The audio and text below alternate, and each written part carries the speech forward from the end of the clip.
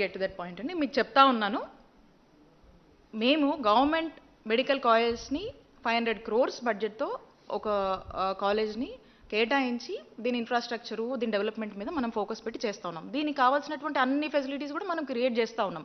Further దీని sustainability కోసం మనము కొంత ఇందాక చెప్పినట్టుగా ఒక 50% వచ్చేసి ఫ్రీ సీట్స్ ఇస్తున్నాము. ఒక 50% మీద మనం ఒక fee structure, certain fee structure అన్ని ఆలోచించి ఈ నిర్ణయం తీసుకోవడం జరిగింది.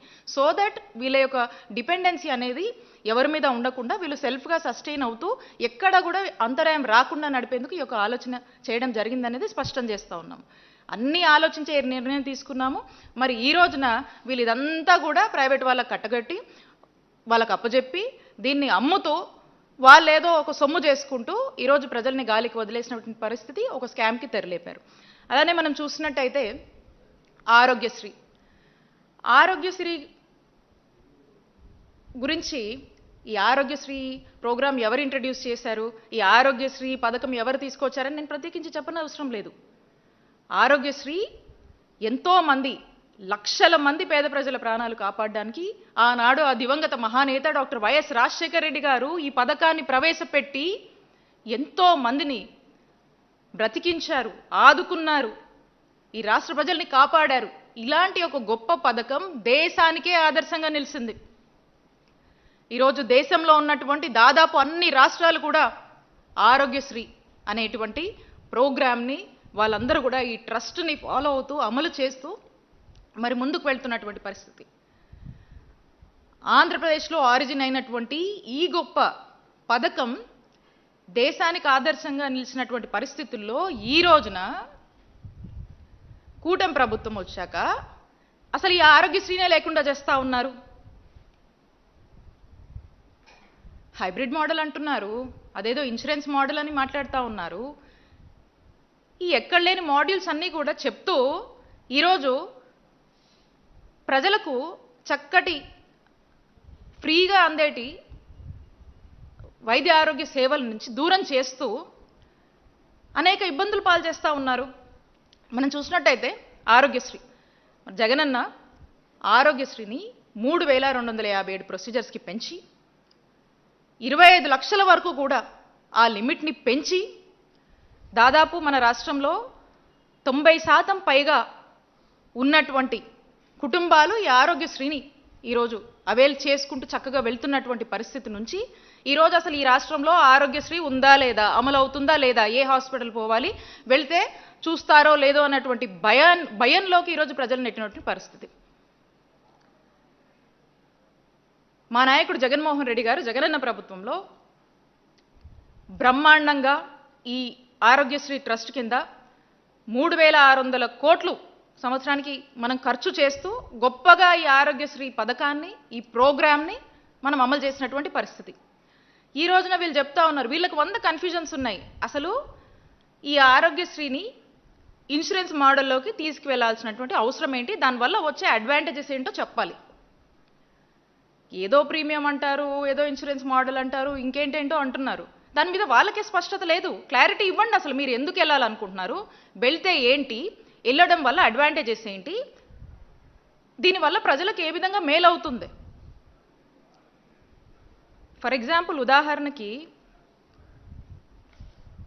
మనం చూస్తే ఒక వ్యక్తి ఈ ఇన్సూరెన్స్ మాడ్యూలే గనక ఉంటే ఏదైనా ఒక జబ్బు వచ్చి ఆ హాస్పిటల్కి వెళ్తే ఫర్ సపోజ్ ఒక 2 లక్షలు ఖర్చు అవుతుంది, 2 లక్షలు ఖర్చు అవుతుంది ఆ జబ్బు నయం కావడానికి అని చెప్తే అందులో 50,000 ఆరోగ్యశ్రీలో ఈ ఇన్సూరెన్స్ మాడ్యూల్లో మీకు లభిస్తుందండి అని చెప్తే ఇంకో 1,50,000 ఎక్కడి నుంచి ఈ వ్యక్తి పెట్టుకోవాలి, దీనికి ఎవరు రెస్పాన్సిబుల్ తీసుకుంటారు?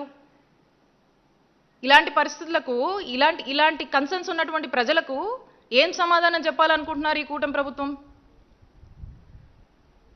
ఇదే జగనన్న ప్రభుత్వంలో అయితే 25 లక్షల వరకు, అంతకన్నా మించి అంటే చాలా రేర్ కేసెస్, బట్ అయినా అది కూడా ప్రభుత్వం భరించింది. అలాంటి పరిస్థితులు ఉన్నాయి, భరిస్తామని జగన్మోహన్ రెడ్డి గారు మరి ఎంతో మందికి కూడా ఎంత ఖర్చు అయినా కూడా పెట్టుకున్నటువంటి పరిస్థితులు ఉన్నాయి. అలాంటిది మీరు ఏం చెప్తున్నారు ఈరోజు ప్రజలకి? ఏంటేంటో చెప్పి కన్ఫ్యూజ్ చేస్తున్నారు. ఒక క్లారిటీ ఇవ్వండి, ఒక స్పష్టత ఇవ్వండి. మీరు బ్రహ్మాండ 3,600 కోట్లతోనే ఆరోగ్యశ్రీని మనం జగనన్న హయాంలో బ్రహ్మాండంగా అమలు చేశాం ట్రస్ట్ కింద. మీరు ఈ ప్రీమియం అని ఇవ్వని అవ్వని ఏదేదో చేసి మీరు చెప్తున్నాయని ఇంకేటేటో చేయాలంటే ఖచ్చితంగా ఒక 5,000 కోట్ల కన్నా కూడా ఎక్కువ అవుతుంది ఖర్చు. దాంట్లో కూడా మళ్ళీ గ్యారెంటీ లేదు. ఇందాక ఎగ్జాంపుల్ చెప్పాను కదా, ఓ కొంత వస్తుంది. అసలు ఆరోగ్యశ్రీ వర్తిస్తుందా లేదా అనే కన్ఫ్యూజనే ప్రజల్లో చాలా ఉంది. చూడట్లేదు హాస్పిటల్స్. మరి అంత ఖర్చు అయ్యేటువంటి పరిస్థితి ఉంటుంది. మరి అంత ఖర్చు చేస్తూ ఆ ఇన్సూరెన్స్కి మోడల్కి ఈ హైబ్రిడ్ మోడల్స్కి వెళ్ళాల్సినటువంటి అవసరం ఏముందో చెప్పాలి మీరు. 3,600 కోట్లకి 5,000 కోట్లకు పైగా అవుతున్నటువంటి బడ్జెట్. ఆ మధ్యలో నంబర్స్ ఉన్నాయే, ఆ 1,500 కోట్లు 1,400 కోట్ల వరకు, అవి ఎవరి జాబ్లోకి వెళ్తాయి? రాష్ట్ర ప్రజలు అన్నీ గమనిస్తున్నారు. అలానే ఇప్పుడున్నటువంటి ఈ ట్రస్ట్ని కంటిన్యూ చేస్తూ నెట్వర్క్ హాస్పిటల్స్ 4,000 కోట్ల వరకు కూడా మీరు చెల్లించాలి. ఒక 600 కోట్లు ఏదో చెల్లించి వాటికి ఇవ్వకుండా వాటిని గాలికి వదిలేశారు. ఈరోజు నానా ఇబ్బందులు పడుతున్నాయి నెట్వర్క్ హాస్పిటల్స్. ఈరోజు పేషెంట్స్ వెళ్తే చూడటంలా. ఎందుకు చూడటం లేదంటే బిల్లులు రావాలి ప్రభుత్వం నుంచి, మీరు చెల్లించట్లేదు, వాళ్ళు ప్రజల్ని పట్టించుకోవట్లేదు. డబ్బులుంటే చూపించుకోవాలి, లేదంటే లేదా అప్పులు చేసుకొని చూపించుకోవాలి. పేదవాడి పరిస్థితి ఇది. నెట్వర్క్ హాస్పిటల్స్ కూడా ఏం చేస్తారు పాపం, వాళ్ళు కూడా గాలికి వదిలేశారు.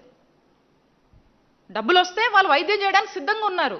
వాళ్ళకి చెల్లించాల్సినటువంటి బకాయిలు చెల్లించి వాళ్ళని ఎంకరేజ్ చేస్తే బ్రహ్మాండంగా ఈ ఆరోగ్యశ్రీ ట్రస్ట్ కింద వైద్య ఆరోగ్య సేవలు అందించవచ్చు, వైద్య ఆరోగ్య రంగానికి ప్రాణం పోయొచ్చు.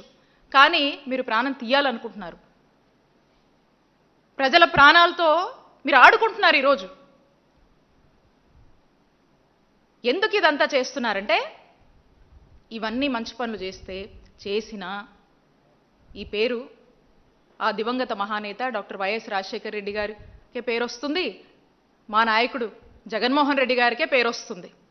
కాబట్టి ఈ పేరు ప్రజల్లోంచి పూర్తిగా చెరిపేయాలనేటువంటి ఒక దురాలోచనతో మీరు ఇవేవీ లేకుండా చేస్తూ ఉన్నారు.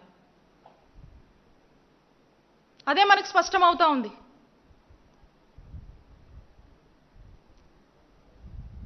మనం చూసాము 5 ఏళ్ల జగనన్న పాలనలో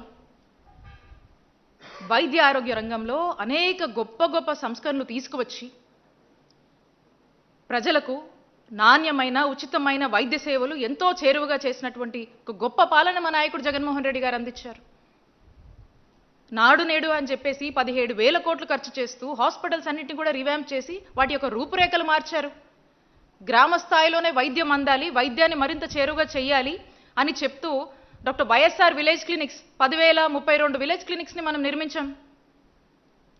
సిహెచ్సిలు అయితేనేమి, అర్బన్ యూపీహెచ్సిస్ అయితేనేమి, urban primary health care centres అయితేనేమి, హాస్పిటల్స్ అయితేనేమి, మెడికల్ కాలేజెస్ అయితేనేమి, ఉన్నటువంటి గవర్నమెంట్ హాస్పిటల్స్ని కూడా రినోవేట్ చేయడం అయితేనేమి,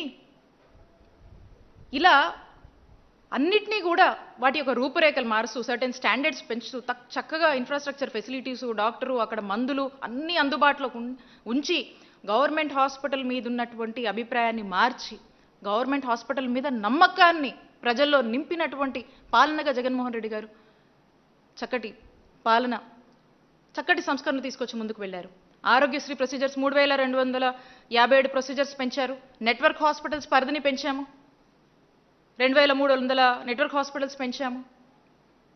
0 వేకెన్సీ పాలసీ తీసుకొచ్చి ఎక్కడికక్కడ రిక్రూట్మెంట్ అన్నీ కూడా ఎక్కడికక్కడ వేకెన్సీస్ అన్నీ ఫిల్ చేస్తూ ఎక్కడికక్కడ డాక్టర్ల కొరత లేకుండా చేశాము. ఫ్యామిలీ డాక్టర్ కాన్సెప్ట్ని తీసుకొచ్చి గ్రామానికే ఇంటికి అవసరమైన ప్రతి ఇంటికి డాక్టర్ని పంపించాము. సూపర్ స్పెషాలిటీ వైద్య సేవలు జగనన్న ఆరోగ్య సురక్ష అని చెప్పి సూపర్ స్పెషాలిటీ డాక్టర్ని ఆ ఊర్లోకి పంపించి వైద్య సేవలు అందించాము.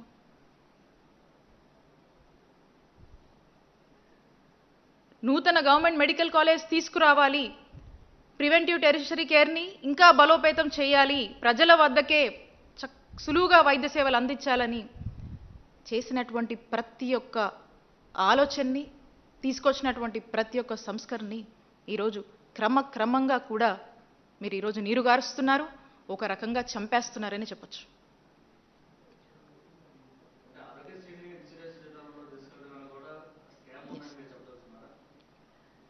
ఖచ్చితంగా అండి.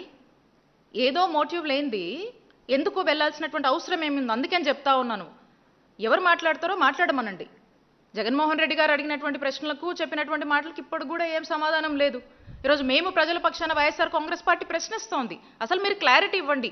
ఈ విధానానికి మీరు వెళ్ళాల్సినటువంటి అవసరం ఏముంది? హైబ్రిడ్ ఇన్సూరెన్స్ మోడల్ ఎందుకు వెళ్తున్నారు? చాలా వరకు మనం చూసాము. మన దేశంలో అనేక స్టేట్స్ ఈ మాడ్యూల్స్ని అడాప్ట్ చేసుకొని ఇంప్లిమెంట్ చేసి ఇదొక ఫెయిల్యూర్ మోడల్ అని చెప్పి మళ్ళా ట్రస్ట్ మాడ్యూల్లోనే రన్ చేస్తున్నటువంటి అనేక ఎగ్జాంపుల్స్ ఉన్నాయి. This is a failure model. ఒకసారి రెఫర్ చేసి మిగతా స్టేట్స్ కూడా తెప్పించుకొని చూడండి. వాళ్ళేం చేయలేక కాదు. This is a failure model and this is a failure module. కాబట్టి మేము చెప్తా ఉన్నాము, ప్రజల ఆరోగ్యాన్ని మంచి వైద్య ఆరోగ్య సేవలు అందించి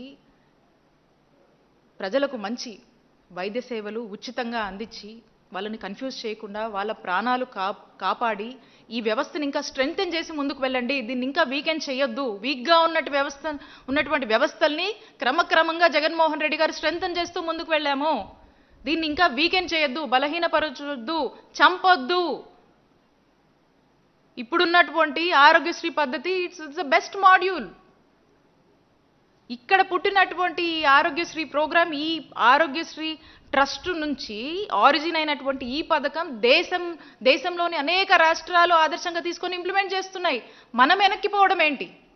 ఎందుకు దీన్ని? ఎందుకంటే కేవలం ఇందాక చెప్పాను కదా, వైఎస్ఆర్ గారికి అలాగే జగన్మోహన్ రెడ్డి గారి పేరు ప్రజల్లో ఎప్పుడు చిరస్థాయిగా మిగిలిపోతుంది. దీన్ని చెరిపాయాలనేటువంటి ఒక ప్రయత్నం, అలాగే దీనివల్ల సొమ్ము చేసుకోవాలనేటువంటి ఒక ప్రయత్నం మనకు స్పష్టంగా అర్థమవుతా ఉంది. కాబట్టి ఈ విధంగా మనం చూస్తూ ఉన్నాము.